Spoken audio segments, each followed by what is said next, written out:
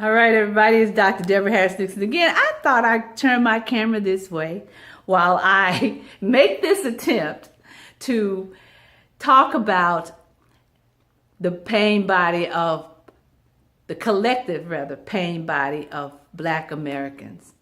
If you read the book, Eckhart Tolle's The Power of Now, and if you heard me talk last time about the collective pain body of women, and in Black women in particular, I want to have that same conversation or do that same speech about what it means to be Black. When I was reading the book and he was talking about the pain body, the collective pain body, and how people who are victimized, they take on these identities of having been wronged, and he acknowledges that yes, you were done wrong.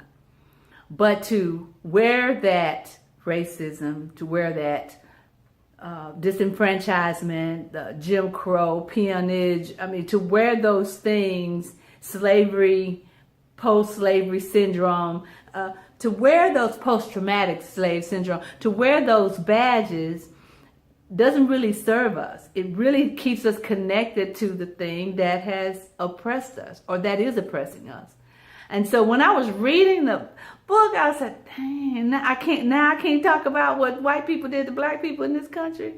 Now I gotta let that go. And I don't think he's saying let it go because it was wrong. You can still teach people what's right and what's wrong and about the history of this country, the whole truth.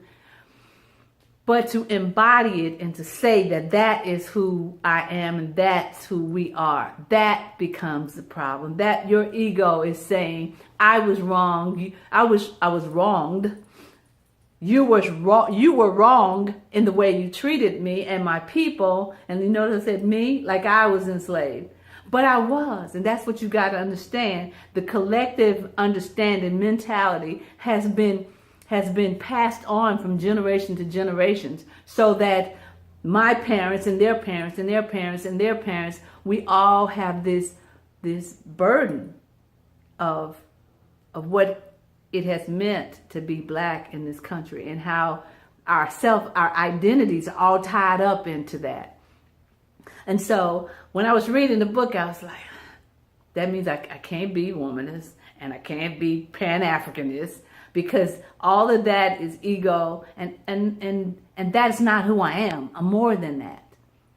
And so I'm working on it, because I'm sure you could hear my ego talking in this post.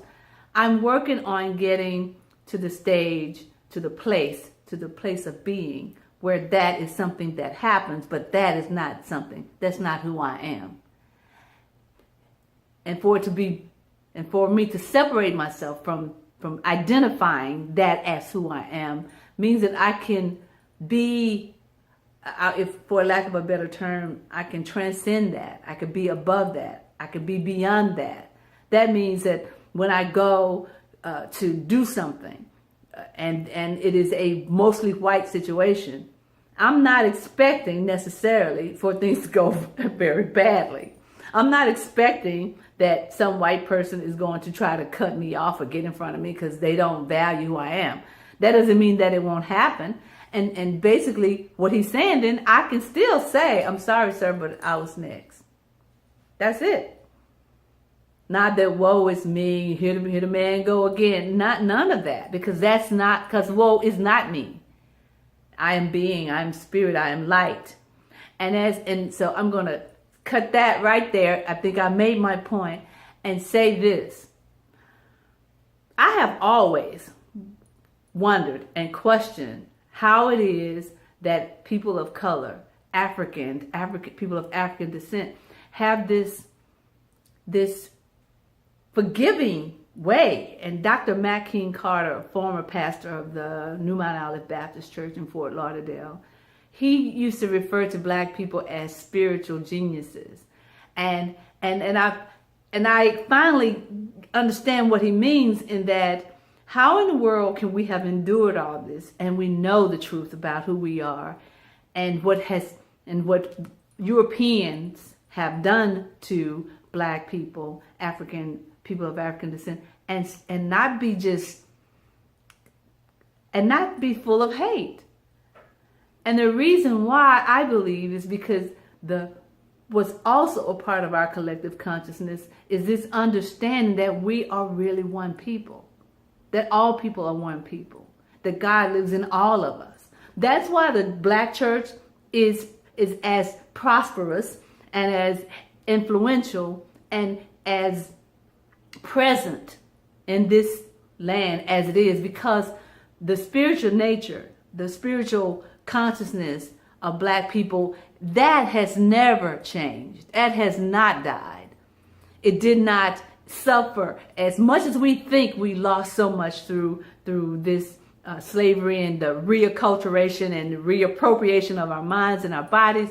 We did not lose that.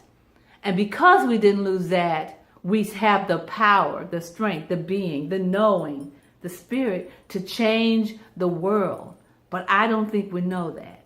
And I think the reason why we don't know it is because we are still being tormented by the emotional pain and identifying with it as that's who we are, totally ignoring the genius of our spirituality. I think I can end it right there.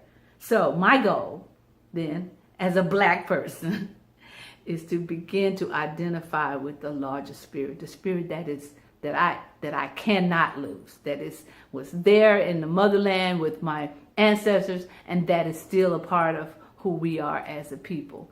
My only goal for myself is to start to embody that and identify that as who I am, because that is spirit, and it cannot die, and it cannot be enslaved, and it cannot be transformed into anything else unless it's a higher spirit. And so it is. This has been Dr. Deborah Harris Nixon. As I have purged myself, I hope. And if not, I'll just wake up tomorrow or continue the day doing the same thing until one day it becomes my conscious reality. Until next time, and there will be a next time, this has been Dr. Deborah Harris Nixon. Take good care, guys.